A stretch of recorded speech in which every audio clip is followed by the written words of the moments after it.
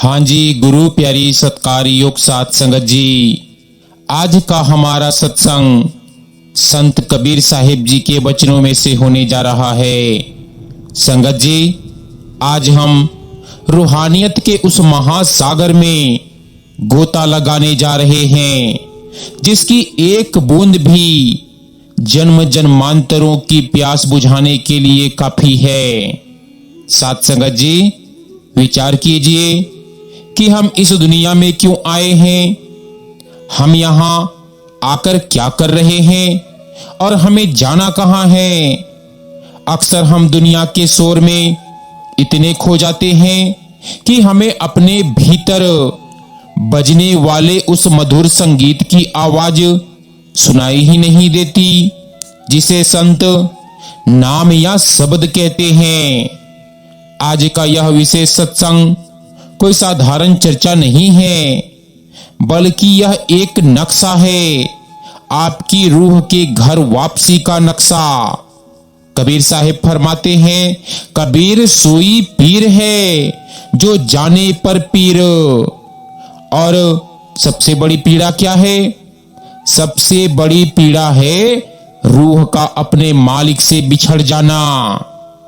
आज हम सिमरन की उस अलौकिक शक्ति की बात करेंगे जो किसी जादू से कम नहीं है।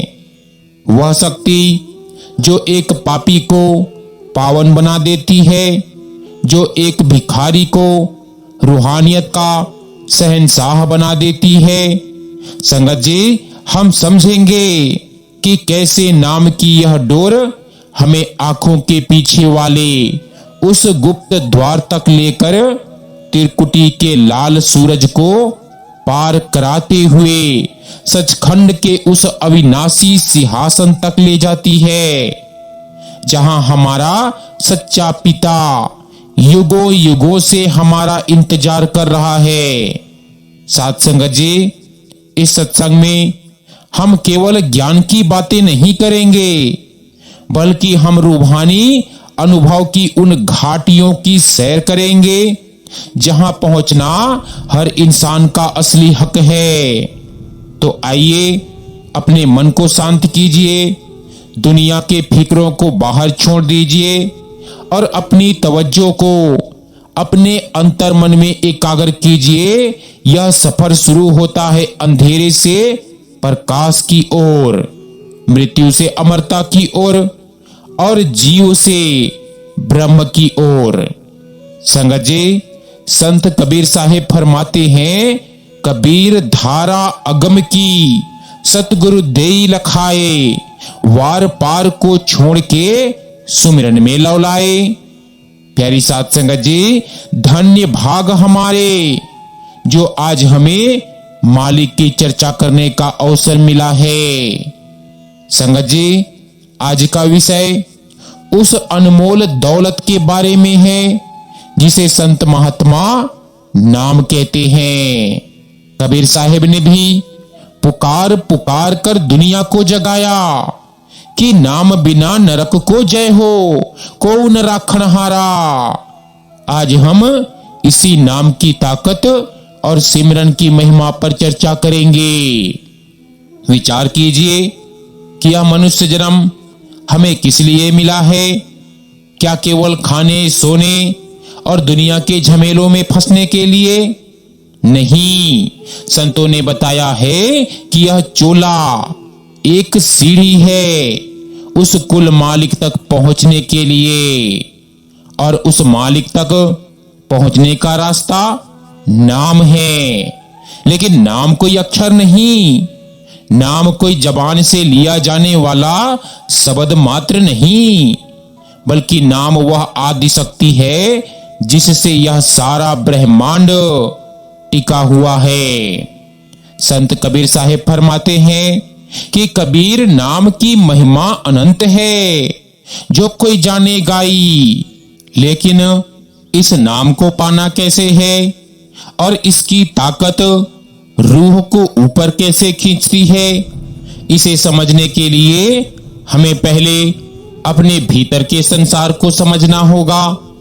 हमारी रूह जो आज इस शरीर के नौ द्वारों में फंसी हुई है। वह अपनी असल पहचान भूल चुकी है। वह मन के वश में है और मन इंद्रियों के वश में है। मन हमें बाहर की दुनिया के रसों में भटका रहा है। कभी क्रोध, कभी लोभ, कभी मोह।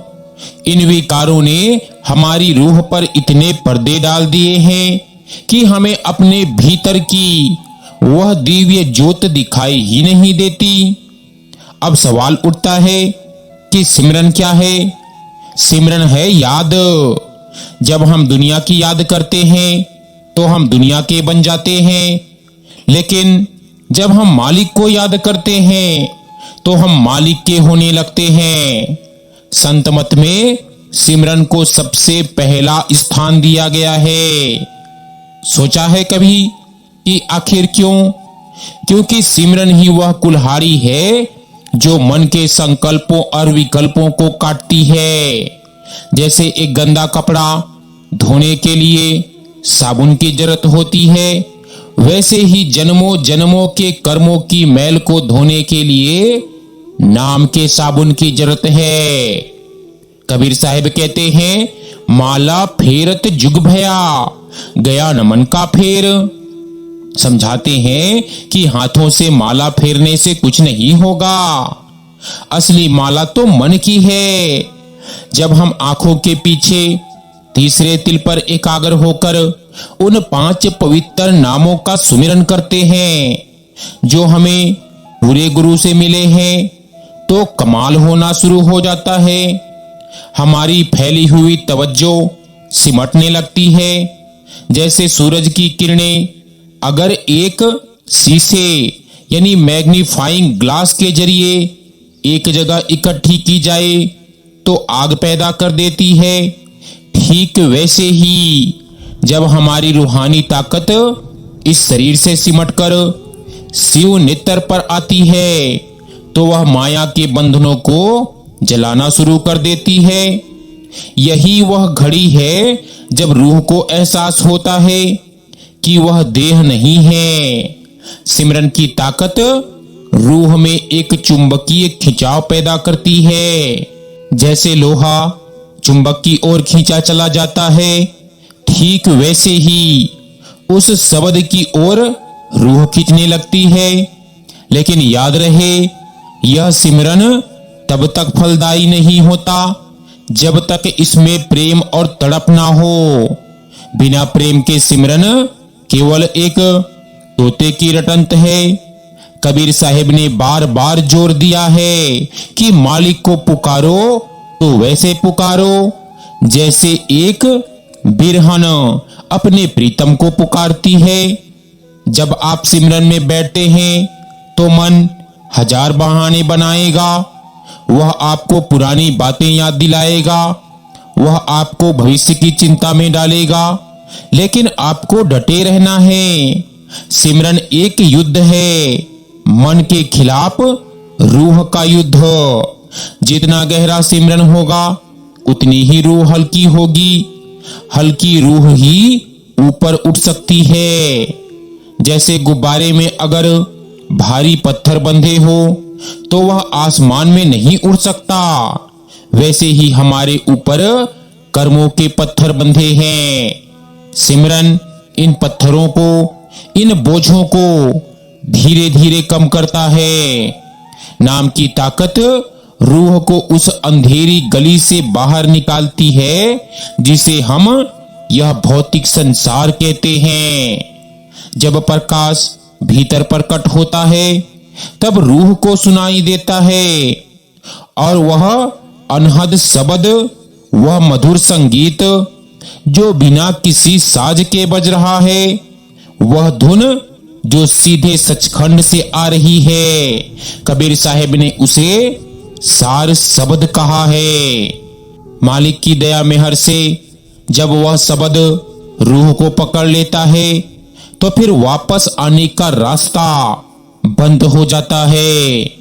फिर तो बस एक ही दिशा रह जाती है और वो है मालिक की गोद।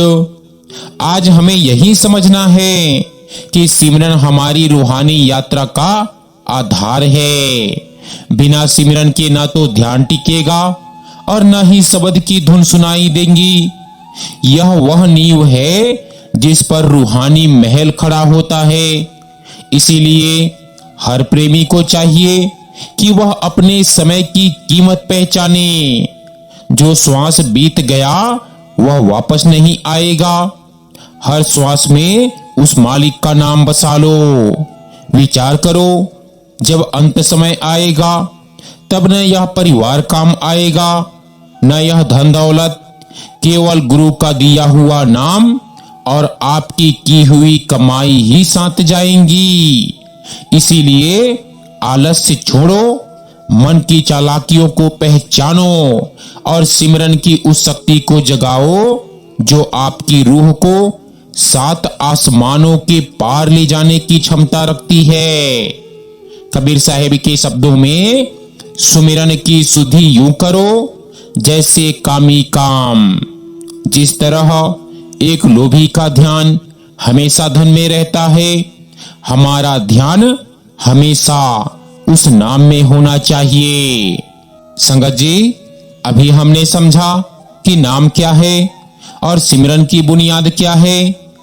अब हम उस सबसे बड़ी रुकावट की चर्चा करेंगे जो रूह और मालिक के बीच सबसे बड़ी दीवार बनकर खड़ी है, और वह है हमारा मन। संतों ने मन को एक मस्त हाथी कहा है जिसे केवल नाम के अंकुश से ही वश में किया जा सकता है। कबीर साहिब फरमाते हैं कि मन के हारे हार है, मन के जीते जीत। कहे कबीर हर पाइए मन ही की प्रतीत। संगत जी, जरा गौर कीजिए कि जब हम सिमरन में बैठते हैं तो सबसे पहले हमारा मुकाबला किससे होता है। वह कोई बाहरी दुश्मन नहीं, बल्कि हमारा अपना ही मन है। यह मन इतना चालाक है कि यह हमें दुनिया के उन कोनों में ले जाता है जहां हम सालों से नहीं गए। जैसे ही हम आंख बंद करके उस तीसरे तिल पर ध्यान टिकाने की कोशिश करते हैं, यह मन दबे हुए विचारों की पोटली खोल देता है। कभी परिवार की चिंता, कभी व्यापार का नफा नुकसान, कभी पुरानी रंजिशें। यह सब मन के ही तो हथियार हैं ताकि रूह उस दिव्य प्रकाश की ओर ना बढ़ सके। कबीर साहिब कहते हैं, कबीर मनवा एक है, जहां चाहे तहां जाए। हिंदू पूजे देवता, तुर्क भिड़े खुदाए, लेकिन रूहानी मार्ग पर इस मन को मोड़ना ही असली पुरुषार्थ है। सिमरन की ताकत क्या करती है? सिमरन मन के चंचल स्वभाव को रस देता है। मन स्वभाव से रसिया है, इसे जब तक संसार के रसों से बड़ा कोई रस नहीं मिलता, यह रुकता नहीं। दुनिया की रस नाशवान है, आज है कल नहीं, लेकिन नाम का रस अविनाशी है। जब सिमरन की चोट बार बार मन पर पड़ती है तो मन की बाहरी दौड़ धीमी होने लगती है। विचार कीजिए, एक गंदा नाला जब साफ पानी की धारा में मिलता है तो धीरे धीरे उसकी गंदगी खत्म हो जाती है और वह भी निर्मल बन जाती है। ठीक इसी तरह जब यह मैला मन नाम की धारा से जुड़ता है तो इसकी जन्म जन्मांतरों की गंदगी, इसके पाप और इसके विकार जलने लगते हैं। संत हमें समझाते हैं कि सिमरन वह अग्नि है जो कर्मों के पहाड़ को राख कर देती है। बिना सिमरन के मन कभी स्थिर नहीं हो सकता, और जब तक मन स्थिर नहीं होगा, रूह की आंख यानी इंटरनल आई नहीं खुलेगी। अब मन में सवाल उठता है कि पर्दे क्या है? यह शरीर, यह इंद्रियां, यह विचार, यही तो पर्दे हैं।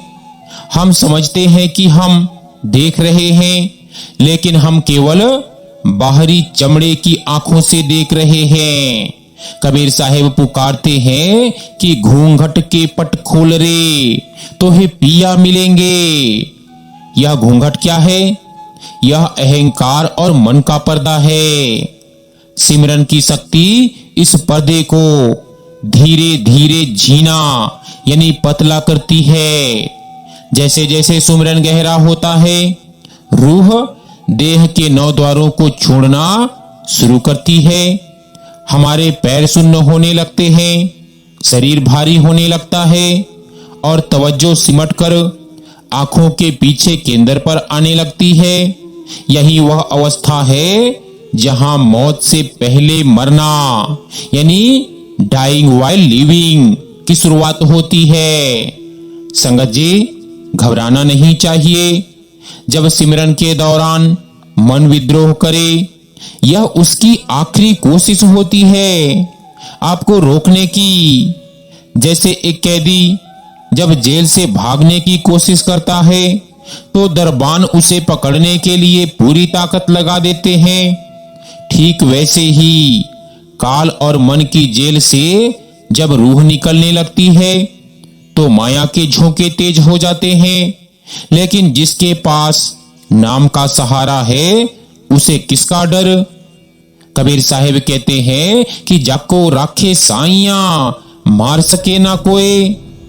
गुरु का दिया हुआ शब्द एक ढाल है। जब आप सिमरन के अभेद्य किले में बैठ जाते हैं तो मन के तीर आपको छू भी नहीं सकते। सिमरन में लय का होना बहुत जरूरी है। लय का अर्थ है एक ऐसी निरंतरता जहां शब्द और आप एक हो जाएं। जब जुबान रुक जाए और रूह जपने लगे उसे कहते हैं अजपा जाप। यहां रूह को एक अद्भुत खिंचाव महसूस होता है। यह खिंचाव उस कुल मालिक की मौज का है। जैसे पतंग डोर के सहारे ऊपर चढ़ती है, वैसे ही रूह नाम की डोर के सहारे पिंड के मंडल को पार कर ब्रह्मांड की डेहरी पर कदम रखती है। अक्सर लोग पूछते हैं कि हमें कुछ दिखाई क्यों नहीं देता। याद रखें, सिमरन एक तपस्या है। यह बीज बोने जैसा है। बीज जमीन के नीचे अंधेरे में फलीभूत होता है, फिर अंकुर फूटता है। वैसे ही आपके भीतर सिमरन का बीज काम कर रहा है। विश्वास तो रखिए, मालिक की मेहर की बारिश होते ही वह ज्योत जगमगा उठेगी। संगत जी, संत मत का सार यही है कि धीरज और विश्वास। मन को समझाओ कि हे मन, तूने दुनिया के बहुत रस चख लिए, अब जरा उस मालिक के नाम का रस भी चख कर देख। जब सिमरन की ताकत से मन हार मान लेता है तो वह रूह का दुश्मन नहीं बल्कि उसका मित्र बन जाता है। फिर यही मन रूह को ऊपर ले जाने में मदद करता है। कबीर साहिब ने इसी अवस्था को मन मरे कहा है। जब मन मर जाता है तभी रूह जीती है। बिना मन को जीते कोई भी सूफी संत या योगी मालिक के घर नहीं पहुंचा। सिमरन वह चाबी है जिससे वह गुप्त दरवाजा खुलता है, जिसे तीसरा तिल या तीसरा नेत्र कहा जाता है। साथ संगत जी, आज अपने आप से कहो कि चाहे कुछ भी हो जाए, हम अपना सिमरन का समय नहीं छोड़ेंगे। चाहे मन कितनी भी दलीलें दे, हम नाम की कमाई करना नहीं छोड़ेंगे, क्योंकि यही वह कमाई है जो परलोक में हमारा साथ देंगी। जब रूह इस मिट्टी के पुतले को छोड़ेगी तब ना कोई सगा संबंधी खड़ा होगा, ना कोई धन दौलत काम आएंगी। उस अंधेरे सफर में केवल गुरु का नाम ही सूर्य बनकर चमकेगा और रूह को हाथ पकड़कर मालिक के सिंहासन तक ले जाएगा। कबीर साहिब का वचन याद रखिए, कबीर सुमिरन सार है और सकल जंजाल, बाकी सब माया का खेल है। केवल नाम ही सत्य है।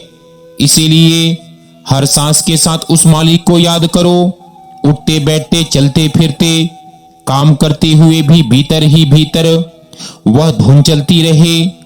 यही वह तारी है जो एक बार लग गई तो फिर कभी नहीं टूटी। सतगुरु की मेहर हम सब पर बनी रहे ताकि हम इस मन के चुंगल से निकलकर अपनी रूह को मालिक के चरणों में लीन कर सकें। संगत जी, कबीर साहिब कहते हैं कि सुख मन के घर राग सुनी, सुनी मंडल न्यूलाए, अखत कथा जगदीश की कबीर कहे समझाए। विचार कीजिए, हम सब इस शरीर रूपी मकान में रहते हैं, लेकिन हमें इसके गुप्त कमरों का पता ही नहीं है। यह शरीर 9 द्वारों का एक पिंजरा है।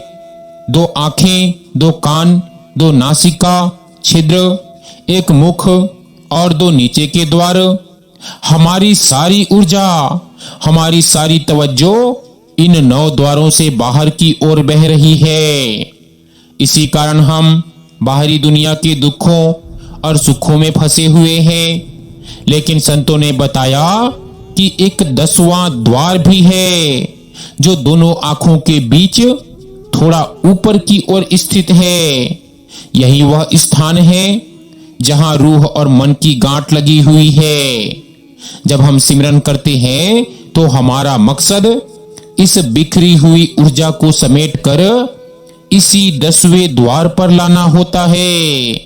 कबीर साहिब कहते हैं कि आंख न मूंदो, कान न रुंधो, काया कष्ट न धारो, खुले नैन पहचानो हंसी हंसी, सुंदर नूप निहारो। यहां साहिब बाहरी दिखावे की मना करते हैं। वे कहते हैं कि असली दर्शन तो भीतर के हैं। जब सिमरन की चोट से तवज्जो सिमटने लगती है तो धीरे धीरे शरीर सुन्न होने लगता है। घबराना नहीं, यह सुन्न होना ही रूह की आजादी की निशानी है। जैसे जैसे चेतना नीचे से ऊपर की ओर खींचती है, रूह को एक अद्भुत खिंचाव महसूस होता है। यह खिंचाव वैसा ही है जैसे एक पतंग डोर के सहारे ऊपर की ओर जाती है। जब रूह इस तीसरे तिल के केंद्र पर पहुंचती है तो वहां एक झीना सा पर्दा है। सिमरन की शक्ति उस पर्दे को चीर देती है और फिर क्या होता है? वहां अंधकार नहीं है, वहां तो सूरज से भी तेज प्रकाश है। कबीर साहिब ने उसे कोटि सूर्य के समान बताया है, लेकिन वह प्रकाश आंखों को चुभता नहीं बल्कि रूह को ठंडक देता है। संत मत की मेहर से जब वह ज्योत जगमगाती है तो रूह को समझ आता है कि वह अब तक अंधेरे में भटक रही थी। सिमरन की ताकत रूह को उस प्रकाश के सागर में डुबो देती है। यहाँ रूह को अपनी असली सत्ता का एहसास होता है।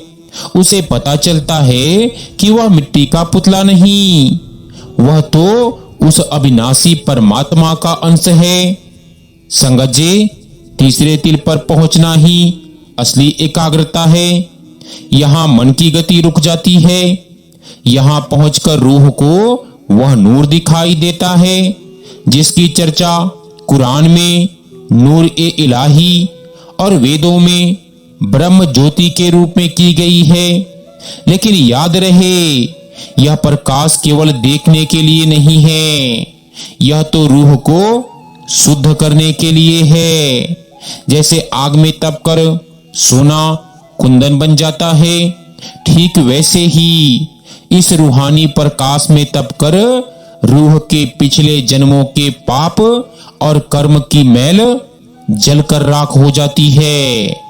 कबीर साहिब का वह शब्द याद कीजिए, कहते हैं कर नैनो दीदार महल में प्यारा है। कबीर साहिब कहते हैं कि यदि तू उस प्यारे मालिक का दीदार करना चाहता है तो अपनी दृष्टि को अंतर की ओर मोड़। जब तू अपनी तवज्जो को सूक्ष्म नाड़ी में पिरो देगा, तब तुझे वे नजारे दिखेंगे जो आज तक किसी ने नहीं देखे। वहां तारों का प्रकाश है, चंद्रमा की शीतलता है और फिर वह महासूर्य है जो कभी अस्त नहीं होता। यह कोई कल्पना नहीं, यह हकीकत है जिसे लाखों रूहानी मुसाफिरों ने अनुभव किया। सिमरन की गहराई में जब आप उतरते हैं तो आपको एक अद्भुत शांति का अनुभव होगा। दुनिया का शोर धीरे धीरे खत्म होने लगेगा। आपको ऐसा महसूस होगा जैसे आप एक विशाल शांत समुद्र के किनारे खड़े हैं। यही वह जगह है जहां रूह को शब्द की पहली गूंज सुनाई देती है। प्रकाश और शब्द यानी लाइट एंड साउंड दोनों साथ साथ चलते हैं। प्रकाश रूह को रास्ता दिखाता है और शब्द धुन रूह को ऊपर खींचती है। संत मत में इसीलिए सूरत शब्द योग पर इतना जोर दिया गया है। सूरत यानी रूह जब शब्द यानी नाम को पकड़ती है तभी वह भवसागर पार कर सकती है। लेकिन इस मार्ग पर एक सावधानी जरूरी है। जब भीतर प्रकाश दिखने लगे तो मन अहंकार में आ सकता है। वह आपको सिद्धियों का लालच देगा। वह कहेगा कि अब तू पहुंच गया है। यही गुरु की शिक्षा काम आती है। गुरु समझाते हैं कि यह तो केवल शुरुआत है, यह तो केवल पहला पड़ाव है, असली मंजिल तो सचखंड है। सिमरन को कभी मत छोड़ना, चाहे कितने ही दिव्य नजारे क्यों ना दिखे। सिमरन ही आपकी सुरक्षा कवच है। कबीर साहिब चेतावनी देते हैं कि कबीर गर्व न कीजिए, ऊंचा दिख आवास। हमेशा दीनता और गरीबी में रहकर सुमिरन करना चाहिए। जैसे जैसे आप तीसरे तिल के भेद को गहराई से समझेंगे, आपकी जीवन दृष्टि बदल जाएंगी। आपको हर इंसान में वही दिव्य ज्योत नजर आने लगेंगी। नफरत, ईर्ष्या और द्वेष के भाव खत्म हो जाएंगे। रूहानी प्रकाश का सबसे बड़ा प्रमाण यही है कि इंसान का हृदय प्रेम से भर जाता है। सिमरन की ताकत रूह को इतना बलवान बना देती है कि वह दुनिया के दुखों को खेल समझने लगती है। उसे पता चल जाता है कि यह संसार केवल एक सराय है, असली घर तो कहीं और है। संगत जी, संकल्प कीजिए कि आज से हम अपने सिमरन में और गहराई लाएंगे। अपनी बंद आंखों के पीछे उस बिंदु पर ध्यान टिकाएंगे जहां गुरु की दया का वास है। विश्वास रखिए, वह दयाल मालिक हमें पुकार रहा है। वह तो हमसे भी ज्यादा व्याकुल है हमें गले लगाने के लिए। बस हमें अपनी ओर से एक कदम उठाना है। वह 10 कदम आगे बढ़कर हमें थाम लेगा। तीसरे तिल का वह द्वार आपके लिए भी खुल सकता है, बशर्ते आपकी पुकार सच्ची हो और आपका सिमरन अटूट हो। कबीर साहिब कहते हैं कि जाग मुसाफिर भोर भया, अब रैन कहां जो सोवत है। मोह की नींद से जागो और उस आंतरिक सूरज के दर्शन करो जो आपके भीतर सदियों से चमक रहा है। नाम की चाबी लगाओ और उस गुप्त दरवाजे को प्राप्त करो जो कभी खत्म नहीं होता। यही मनुष्य जन्म का असली पुरस्कार है। सिमरन की वह अलौकिक शक्ति आपको रूहानी आसमानों की सैर कराएगी और अंततः आपको उस मालिक के साथ एक कर देंगी जहां न जन्म है न मृत्यु, बस अनंत आनंद ही आनंद है। संगत जी, विचार कीजिए कि जब सिमरन की आंच से रूह पूरी तरह सिमटकर आंखों के पीछे केंद्र पर आ जाती है तब क्या होता है। तब रूह इस हाड़ मांस के शरीर से नाता तोड़ लेती है। इसे संतों ने जीते जी मरना कहा है। जब रूह तीसरे तिल की सांकरी गली को पार करती है तो वह पिंड की सीमाओं को लांघकर अंड यानी सूक्ष्म जगत में प्रवेश करती है। यहाँ रूह को पहली बार एहसास होता है कि यह स्थूल शरीर तो केवल एक बाहरी खोल था, असली रूहानी जिंदगी तो अब शुरू हुई है। जैसे ही रूह आगे बढ़ती है उसे एक विशाल आकाश दिखाई देता है। यह वह आकाश नहीं जो हम बाहर देखते हैं, यह आंतरिक आकाश है जो अत्यंत निर्मल और तेजस्वी है। यहाँ रूह को सहस्त्रदल कमल के दर्शन होते हैं। कल्पना कीजिए एक ऐसा कमल जिसके 1000 पंखुड़ियां हैं और हर पंखुड़ियों से अद्भुत प्रकाश की किरणें फूट रही है। कबीर साहिब ने इसे झिलमिल ज्योत कहा है। यहाँ का प्रकाश हजारों सूर्यों और चंद्रमाओं की रोशनी को मात देता है, लेकिन इस प्रकाश में जलन नहीं बल्कि एक ठंडक है जो रूह के जन्म जन्मांतरों की तपन को शांत कर देती है। यहाँ रूह को जो शब्द सुनाई देता है वह घंटे और शंख की मधुर ध्वनि है। जैसे मंदिर में घंटा बजता है वैसे ही एक गुंज पूरे मंडल में छाई हुई है। यह शब्द रूह को अपनी ओर खींचता है। संत समझाते हैं कि सिमरन की ताकत यहाँ रूह को सूरत में बदल देती है। अब रूह केवल देख नहीं रही, वह उस प्रकाश में स्नान कर रही है। यहाँ ज्योत जगमगा रही है।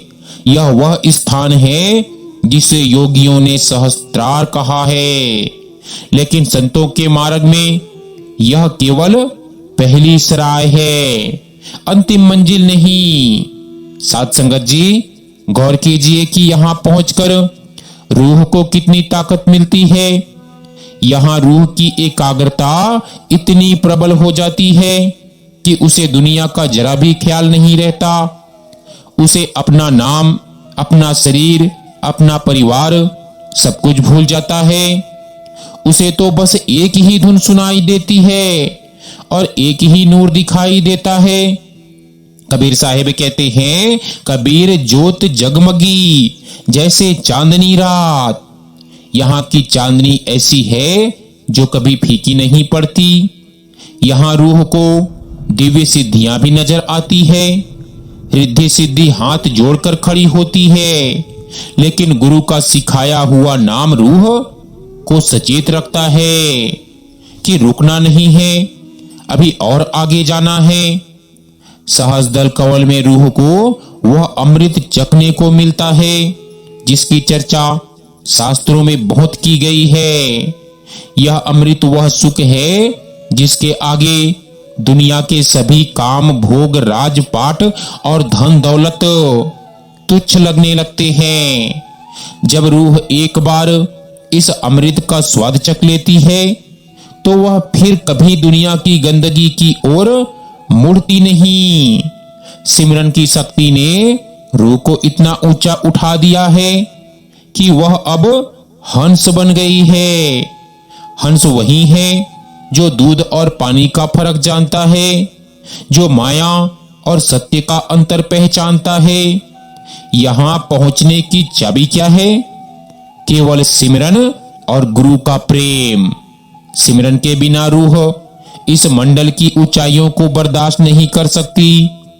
जैसे एक हवाई जहाज को ऊपर उड़ने के लिए खास तरह के ईंधन और दबाव की जरूरत होती है, ठीक वैसे ही रूह को सिमरन की ऊर्जा चाहिए। जो जीव रोजाना 2.5 घंटे सिमरन का अभ्यास करते हैं उनकी रूह धीरे धीरे अभ्यस्त हो जाती है। वे चलते फिरते भी उस सहस्त्रदल कमल की खुमारी में रहते हैं। उनकी आंखों में एक अलग ही नूर आ जाता है और उनके वचन दूसरों की रूहों को शांति देते हैं। कबीर साहिब की वाणी का सार यही है कि तुम इस बाहरी दुनिया के मेले में मत फंसो। असली मेला तो तुम्हारे भीतर लगा है। भीतर की गति पहचानो। जब रूह यहाँ पहुंचती है तो उसे देवताओं और स्वर्गों का राज समझ आता है। दुनिया जिसे स्वर्ग मानती है वह संतों की रूह के लिए केवल एक पड़ाव है। यहाँ रूह को अपनी शक्तियों का भान होता है, लेकिन वह इन शक्तियों का उपयोग नहीं करती, बल्कि मालिक की रजा में रहती है। वह जानती है कि शब्द की डोर उसे और ऊपर त्रिकुटी और सचखंड तक ले जाएंगी। इस पहले रूहानी मंडल का अनुभव ही इंसान को पूरी तरह बदल देता है। उसकी वासनाएं खत्म हो जाती है, उसका क्रोध शांत हो जाता है और उसका अहंकार गलने लगता है। उसे हर जीव में वह एक ज्योत दिखाई देने लगती है। सिमरन की ताकत रूह को इस मंडल में स्थिर करती है। अगर सिमरन कच्चा हो तो रूह वापस नीचे गिर सकती है। इसीलिए संतों ने कहा है कि सिमरन की सुधि यूं करो जैसे गगरी सिरधार। जैसे पनिहारिन बातें भी करती है लेकिन उसका ध्यान घड़े पर रहता है, ठीक वैसे ही दुनिया के काम करो पर ध्यान उस ज्योत में लगा रखो। आज हमें यह संकल्प लेना है कि हम उस सहज दल कमल के मुसाफिर बनेंगे। हम इन 9 द्वारों की कैद में सदा के लिए नहीं रहेंगे। हम सिमरन की ताकत से उस दिव्य प्रकाश को देखेंगे और उस घंटे शंख की धुन को सुनेंगे। गुरु हमें पुकार रहे हैं, हमारा हाथ वे थामने के लिए तैयार हैं। बस हमें अपनी आंखें बंद करके भीतर मुड़ना है। याद रखिए, यह सफर अकेले तय नहीं होता। गुरु की दया और नाम की शक्ति ही रूह के पंख हैं। कबीर साहिब फरमाते हैं, सुख मन के घर राग सुनी, सुन्न मंडल न्यूलाए। चलिए हम भी उस गगन की ओर बढ़ें जहां मालिक का नूर बरस रहा है। नाम की कमाई को जीवन का मुख्य लक्ष्य बनाएं, क्योंकि वही एकमात्र पूंजी है जो इस लोक और परलोक में हमारी लाज रखेंगी। सहज दल कवल की यह रोशनी हमारे भीतर के सारे अंधेरे को मिटा दे, यही मालिक से प्रार्थना है। गुरु प्यारी सत्कार योग साथ संगत जी, अब सब कुछ कहकर कबीर साहिब अंत में कहते हैं कि जहां ना शब्द ना निशब्द है, ना तहां देह न जीव, कबीर तहां बैठा रहे, जहां आपा आप रसियो। संगत जी, विचार कीजिए कि सचखंड पहुंचने के बाद भी सफर समाप्त नहीं होता। सचखंड तो वह घर है जहां रूह ने अपने पिता को पहचाना, लेकिन अभी पिता के साथ एक होना बाकी है। जैसे ही रूह सतलोक की सीमा को लांघती है, वह अलख और अगम की ओर बढ़ती है। ये वे मंडल हैं जिन्हें अगोचर कहा गया है, यानी यहां तक ना इंद्रियां पहुंच सकती है, ना बुद्धि और न ही कोई कल्पना। कबीर साहिब कहते हैं, लाली मेरे लाल की, जित देखूं तित लाल, लाली देखन मैं गई, मैं भी हो गई लाल। यही वह पूर्ण विलय की अवस्था है। यहाँ ना कोई गुरु है, ना कोई चेला, ना कोई भक्त है, ना कोई भगवान। यहाँ तो बस एक परम सत्ता है जो आनंद ही आनंद है। सिमरन का जो पौधा हमने नाम के बीज से लगाया था, वह यहाँ आकर फल बन गया है। अब रूह को ना कुछ मांगने की जरूरत है, ना कुछ पाने की। उसे वह मिल गया है जिसके आगे पूरी कायनात की दौलत राख के बराबर है। साथ संगत जी, इस पूरे रूहानी सफर का सार क्या है? सार यह है कि हम इस मृत्यु लोक में केवल मुसाफिर हैं। हमारा असली वतन वह अनाम लोक है। सिमरन वह ताकत है जो हमें घर की याद दिलाती है। बिना सिमरन के रूह सोई रहती है, वह मोह और माया के सपनों में खोई रहती है। लेकिन जब गुरु की दया से हमें नाम की चिंगारी मिलती है, तो वह चिंगारी धीरे धीरे एक मशाल बन जाती है और हमारे अंदर के सारे अंधेरे को जला देती है। आज के इस दौर में जहां इंसान तनाव, चिंता और भागदौड़ में फंसा है, वहां नाम का सिमरन ही एकमात्र सहारा है। कबीर साहिब ने बार बार जोर दिया कि कलयुग केवल नाम आधारा। इस युग में कोई कठिन तपस्या या यज्ञ करने की जरूरत नहीं है। बस अपने घर के काम धंधे करते हुए, अपनी जिम्मेवारियां निभाते हुए अपने मन को उस मालिक के चरणों में लगाए रखना ही सबसे बड़ी इबादत है।